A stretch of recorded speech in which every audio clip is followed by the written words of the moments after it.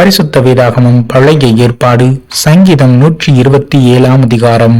கர்த்தர் வீட்டை கட்டாராகில் அதை கட்டுகிறவர்களின் பிரயாசம் விருதா. கர்த்தர் நகரத்தை காவாராகில் காவலர் விழித்திருக்கிறது விருதா.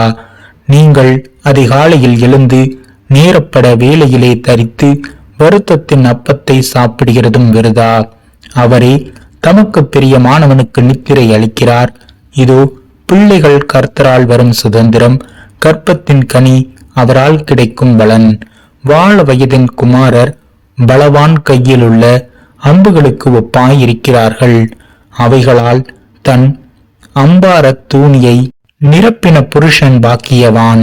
அவர்கள் நாணமடையாமல் ஒளிமுக வாசலில் சத்துருக்களோடே பேசுவார்கள்.